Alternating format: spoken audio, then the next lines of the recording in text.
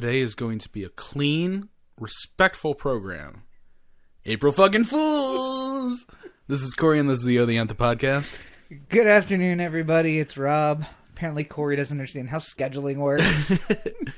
It's now April 2nd. A lot of people bought hard on my April Fool's Day prank yesterday. Did I not see it? What was your I put up a picture of an apartment in downtown LA. Yeah. And wrote the going back to Kelly and tagged Rachel in it. And then I told her, I was like, I'm doing my prank now. And she's like, okay. And I was just like, play along. And then see, I didn't read the comments. That's probably where. Yeah. But then she wrote like, I'm so excited. And then people are like, are you moving to California? But see, EB called me and she was just like, is there something you need to tell me? And then here's the thing about a good prank. Yeah. It's got to be believable. Right. If I wrote, a Facebook status is like, oh my God, I just won the Powerball. Nobody's going to buy that. Yeah. If I write, I'm going to move back to California, people are at least like, could be true. Right. And then if you call me or text me and I have additional details, details are always key. Yeah, a fun thing to do if you have time to kill. Yeah. Go on to Zillow or Trulia or apartments.com or whatever and just put in an outrageous top dollar amount. Yeah, and an outrageous minimum. Make it like a high zone. Well, yeah, I mean, like, I don't even care about the minimum because I just sort high to low. So I never even get to the things that are $50,000. Right. Fuck that stuff. Just, like, set like the high price and like a place where, you're going to get the real estate high enough. Like, where it's just like, somewhere in the Los Angeles area, $200 million or less. Yeah. And then just start looking at homes that are like $115 million and start going through the pictures and being like, oh, that infinity pool would be nice. Like you're actually going to buy the $115 million home. Like you're just like, maybe I can finagle this. For those of you who may know, hopefully you do, 2 days ago in this post, we participated in Birdland Radio. Mm-hmm. Things went fantastic. It was a great day. We raised a ton of money for Help Out Mission, which is the thing that we didn't know about last time. Sorry, guys. And so we raised a lot of money for them. Things went fantastic, and the video is going to be, or the audio of that podcast is available as a special treat only for our Patreon subscribers. So if you want to if you didn't catch it live on Birdland Radio at birdlandradio.com, then you want to make sure to go to patreon.com, patreon.com/O the Anthem. Sign up for our Patreon feed. Make sure you get up to that level that allows you to get the bonus podcast, and you'll make sure to get that podcast that we did especially for Birdland Radio. But big thanks to the guys out of Section 336. I think it went swimmingly, and I can't wait for opening day. Hopefully you've been playing along with us on social media at O the Anthem, at LegendsEB5, at Robert and Cheek, on all your social networks. We've probably been uploading video all along. And if you missed all of that, well, that's why you should be following us on social media. And, of course, you should be signing up for the email list. otheanthem.com. Up at the top, you're going to see a whole bunch of rows of things that you can click on, one of which is going to be the email list. You click there, you sign up, and you get a whole bunch of information. You would have known about Birdland Radio, even if you didn't listen to the podcast, way before now. And, oh, by the way, the other thing that's up there, merch is up now. Yeah. And hey, you can get t-shirts. We know everybody's starting out to come up. If you got season tickets, you didn't get your opening day tickets through there. Our first game is Saturday, unless we trade those tickets in. But Saturday pending. Saturday pending. But so just check out otheanthem.com. Make sure you sign up for the email list while you're there, and check out the merchandise as well. And the email list, the first official email, is going out here next week. Okay. So I had a couple things I wanted to make sure were done before I sent out the inaugural one. But remember, also, we have our Patreon level email, which gives you all the inside information, the goods. The first email that you receive from us when you sign up for the email list is that Patreon level email. Right. Just to give you an idea, give you a taste of the VIP experience. First bit's free. You got to pay for the rest. Right, yeah. But, yeah, just sign up today, Tuesday, if you're listening to it the day it drops, and why wouldn't you? And then keep an eye out for Thursday. When an email will drop. Well, hey, all right. Mm-hmm. Good enough. So make sure you sign up at OTheAnthem.com. With something special in it. Something special? Mm-hmm. I don't know that I authorize this. At OTheAnthem.com. Patreon.com/OTheAnthem. Something tells me that this OJ guy is going to be found guilty. See, no, I would say the opposite, because not even knowing the outcome, nothing seems to be going the way of the state attorney. I'm smoking in honor of Marcia Clark. By the way, don't you just wish it was 92 and we could smoke guilt-free? Yeah. Like, people, like, they're saying... There's not even, like... The tobacco, they're telling you that they're bad, but tobacco is like, hey, guys, come on, you know us. There's not even one shitty person in the office who, like, walks by Marcia Clark and goes, like... Nobody, no. It's just like my whatever. Office, I'll do what I want. Yeah. Yeah, and that one person is just like, I think I got the black lung. Shut up. Oh, yes. But, glorious 92 before I felt guilty. I love that Bill Hicks joke, too, where he's, like, smoking, and then you'll just hear somebody lightly coughing in the background. And then I'll say to him, I'll go, what's with the cough? It's just like, well, you're smoking. Smoking right in front of me, so of course I'm going to cough. Just like... Wow, I smoke all the time, and I don't even cough like that.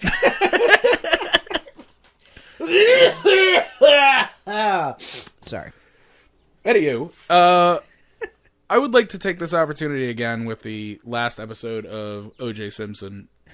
Are you on the coming up? Are you on the nominating committee for Sarah Paulson? No, but I think I may just have to like stand out on like the corner of Hollywood and Vine. Hollywood and Vine with like a big picture of Sarah Paulson as Marcia Clark and be like all the awards. I've heard so many people all saying the awards belong to me. I have heard so many people saying she deserves all the... And you said she should be nominated for, like, all the awards. Yeah. And then I've heard other podcasts with actual celebrities saying, oh, no, she deserves, like, all the awards for this. Yeah. So I'm like, oh, maybe he's not crazy. Okay. She's on a different level with this one. And I've always liked Sarah Paulson. Anywho, the finale of OJ Simpson tonight... I've been absolutely riveted with how they've been doing this show too. Like I thought the whole like jury by itself episode was really good, and I like even when I think my favorite part of the show too is that they do things for dramatic effect from time to time, like the whole thing where Chris Darden flips out in the courtroom. Was that like did that happen in real life? That didn't really. I was looking for a video of that. I like Sarah Paulson in Studio 60, and then I really liked her too in Game Change. Mm-hmm. I thought that was a really but she had like a small role in that. And then I was just like, man, if somebody would just give her like something to fucking run with. And then she has this, and then everyone's just like, whoa, why is Sarah Paulson so good? And I'm just like, I've been saying this for years. You're a hipster. You're definitely a hipster for Sarah Paulson. But I liked Sarah Paulson before it was cool. I know people who are just like, them monkeys walking around downtown, and I'm just like, God damn, you're racist. That really bothers me. And then like there's this Furman tape, and I'm just like, wow, it's like next level racism. You see, I was about to ask you if we were going to have another episode where you're going to have to edit significantly because you were going down a path there. But yeah, so good for you. Good for you for backing that up. I think I went with the most socially acceptable racial epithet. Hashtag socially acceptable racial epithets. Come on, people, give them to us. Socially acceptable racial epithets coming up this week. Good God, sir. Actually a little sad it's over. Yeah. There was somebody, I think it was like a Hollywood Reporter or something like that, where like somebody wrote like, can't we just have like a spin-off series where like Marcia Clark and Johnny Cochran are constantly like fighting each other in new cases? Like just come up with fictional cases, but have 1990 Marcia Clark and 1990 Johnny Cochran like fighting each other in those cases. Patent pending. Right there. Trademarked. We are trademarking that idea right there. This you should edit out, though. This Clark v. Cochran. It's an entire show of those two characters going at it. Dig. How about this? Yeah. A series where at the beginning of, like, sort of play it like the OJ thing, where like you're watching a crime be committed. Yeah. And it's left open-ended, so you don't know like exactly who did what or anything like that. Like this one, yeah. Yeah. And then you have famous lawyers from history get called in to do the case. Marcia Clark versus Johnny Cochran show. The one thing I love about that idea is that everybody's sitting at home like every week like, I didn't realize that these two had so many cases together. I feel like they would have felt each other out a little better. Because I don't know if you know this, but it turns out Americans are extra stupid. Oh my god. So Rob, you sent me this link earlier. I love any legitimate news story that has a picture from Idiocracy on it. I really, really enjoy that. Guys, it's getting bad. Getting bad. That's good. Yeah. Let me put it this way. I understand if maybe there's something that you don't get per se, like maybe history just doesn't really do it for you, like you're whatever reason you couldn't keep up with dates and you couldn't remember small details of, like, you know. I should start like a web series called Rock and Roll History. Archduke Franz Ferdinand murdered in 1918. All right, this might be argument one for when I eventually go to heaven and have to argue for why I deserve to be there. Defend your life. But imagine if you had the car that was taking John F. Kennedy through Dallas, and you just had the guy from Mad Max like hanging off the front, like playing the guitar in front of the Fire's coming up. Fire's shooting through. Jack Kennedy in the back, like, hey. Okay, so anyway, back to speaking of stupid Americans. Hello. So a survey was completed and was published, I suppose, this week. That basically says we're all doomed and Idiocracy is coming true literally before your eyes. Yes. And I've pulled up the terms of this survey. Well, here are some interesting things that got pointed out as far as I was concerned. 75% of young adults, meaning college-educated people, cannot find Israel on a map of the Middle East. But I liked that 10% of college graduates thought that Judge Judy was a member of the Supreme Court. Yes. Less than 20% knew what the Emancipation Proclamation was. Yeah. Which is actually right in line with the Trump thing from, like, South Carolina or whatever it was. Yeah. Yeah. Newsweek asked 1,000 citizens to take the official citizenship test. Yeah. Here were the results. 29% couldn't name the current vice president of the United States, who's Joe Biden, by the way. Creepy Joe Biden. Yeah. 73% couldn't say why we fought the Cold War. That one I'll give you some, like, well... I mean, like, I feel like if you can... it's kind of like the Civil War. Like, if you said slavery, I would be... okay, you pass, but I mean, not really, but, like, yeah, sort of. Cold War? Communism. Yeah. Yeah. I mean, if you just said communism, I'd be like, oh, okay, good. Good enough. You pass. Close enough. As far as I'm concerned. Civil War. If I said Civil War, which I didn't, if I said Civil War and you said slavery, I'd be like, it's complicated, but I'll give it. Yeah, that's an acceptable one-word answer. Acceptable reason. But 44% couldn't define the Bill of Rights, which again, I'm not asking you to tell me what the Bill of Rights is. I'm asking you, or what they are. I'm telling you to tell me what the Bill of Rights is. Well, specifically a third of high school students didn't know that the Bill of Rights guarantees freedom of speech and freedom of religion. So, hooray! Yay! So one day when the government comes by and says that you aren't allowed to say whatever you want anymore, Like, one third of high school students are going to be like, well, we were allowed to at any point. Half of American millennials score below the minimum standard of literacy proficiency. Mm-hmm. Only 2 countries in the Western world scored worse, Italy and Spain.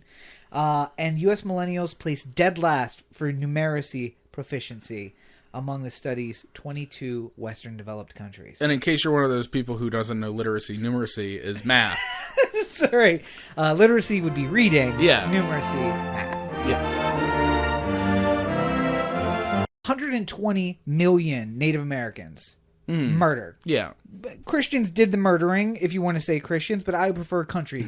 I take that as half credit. The Spanish and the English, when they came, and the French to some degree, but the French were much more like, hey, let's trade.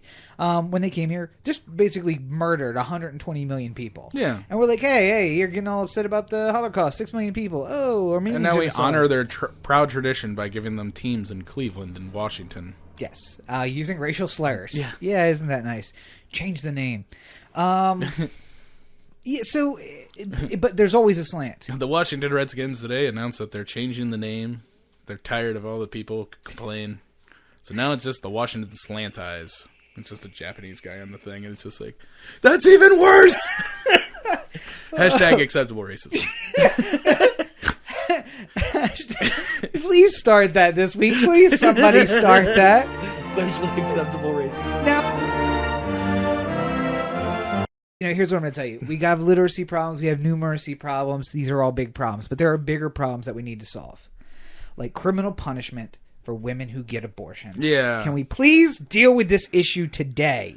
The scourge that's taken over the country. I have a real point to bring up about this. And I think while Donald's comments politically stupid and I'm just going to preempt you. Ladies, that's Cory at odanthem.com. Go ahead. Donald Trump's comments, which were incredibly dumb, did make me think of something that I've never thought of before. And I'm not sure the pro-life movement wanted anybody to be thinking about it like this. Okay. If you are pro-life and you are pro-death penalty, make to me the acceptable argument where the killing of the fetus is murder, but you shouldn't be held to some sort of criminal standard for it. And I'm not saying that's acceptable. I'm not saying that it should happen. I'm just saying, draw me the line between these 2 points and how one makes up for the other. That's Donald Trump's argument. Yeah. And it's dumb. Okay. But it makes it's a logical extension. Right. Why are you not seeing the logical extension? No, I'm seeing the logical extension. Okay. I get where he was coming from with it. I'm saying politically it's pretty dumb because you basically made pro-choice people and pro-life people angry at you simultaneously, and I don't understand even how you do that. Well, because you're trying to make some sort of statement that offends 2 people who are polar opposites from one another. Well, because you had Ted Cruz who was trying to get the light off of his affairs, because, by the way, Ashley Madison the Ashley Madison leak kind of confirmed that Ted Cruz was cheating on his wife. So. Well, maybe it wasn't Ted Cruz. It was just somebody who was good and Christian in his office. Using cruz.senate.gov email address. Anyway, so the Cuban mistress crisis continues. Yeah. But, so in an effort to get the limelight off of his banging other women, he wants to point light at women who are aborting their children. Yeah. They're the fetuses. And so he goes and takes this crazy stance that he always takes. And Donald Trump says, you know what? I'm not going to be out crazied. I'm going to go. You ain't out crazying me from the right. Exactly. So he just takes this leap and a bound over Ted Cruz in order... Actually, the other way, I suppose. Yes, leap and a bound over Ted Cruz in order to out crazy him from the right. Yeah. And say, you know what? These women should be in jail. And I'm like, I'm sorry, what? A little bit worried. Okay. About that? No, I'm just worried about the many people who are having children who shouldn't. Well, you know what? I would really like to add, I'm hoping, fingers crossed, John Stossel asked that very question. to some of our presidential candidates. Yeah. So, big news. The Republicans have had 974 debates. The Democrats have had an additional 30, all of which have taken place on channels you don't have, I was gonna say, times you don't know exist. You didn't know about it, but they have, yeah. You've heard about it here on the podcast. Yeah. You've seen Cory tweeting at 2 a.m. going like, what is this sorcery? Are Bernie Sanders and Hillary Clinton talking right now? They're in Guam. Why are they in Guam? Not New York, though. No. That ain't gonna happen. Oh, God. You change your tone, and then we'll come in tone. I'm having trouble finding candidates on each side that, I mean, the Democrats love all their candidates equally. Of course, yes. The Republicans have no problems with anybody who's running for president on their side. None. Yeah. It might be time to start looking seriously at a third-party nomination. Oh. Now, I know you might be saying to yourself, why would I throw my vote away? Let me make you a compelling argument. Yeah, go ahead. Last presidential election, I was very upset with both Barack Obama and Mitt Romney. I couldn't do it. I couldn't have my name associated with it, with voting for one of the two of them.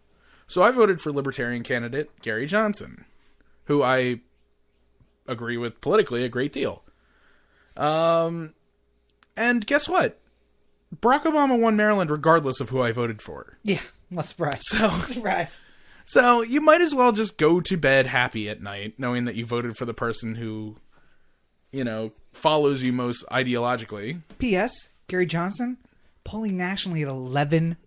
Yeah.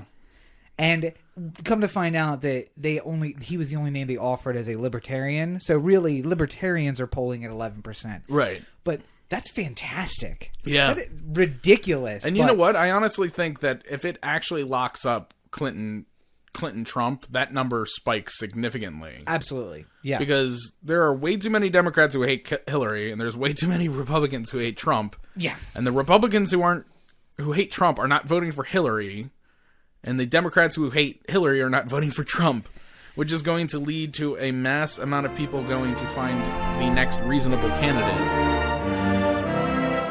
You know where I go to do smart things? Where's that? OTheAnthem.com. Cory at OTheAnthem.com. Oh, the Anthem on Facebook, Twitter, Instagram, and the listener line, 443-219-7595. What's that number again? 443-219-7595. And you can find me on all your social networks at Robert N. Cheek. Make sure you check out robertncheek.com, where you can find information on me and my blog and the political things and everything I got going on, including signing up for the mailing list, where you can email me, rob@robertncheek.com. And, of course, links to my books, which are available on Amazon. And I have the final edit of the sequel ready to go. It'll be Give it to me. It'll be at the publisher next week. So, and buy Rob's books. Thank you. Yeah. So, think we've done good here today. We've done something. I don't know if it's good. Everybody, remember to keep in mind #socially acceptable homophobia and #socially acceptable racism. Thoughts and comments to Cory@OTheAnthem.com. As always, you've been listening to the O The Anthem podcast, part of the O The Anthem digital network. For racist and homophobic Cory.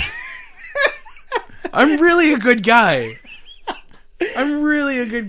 This is Rob. Have a great week, everybody. I love everybody to varying degrees.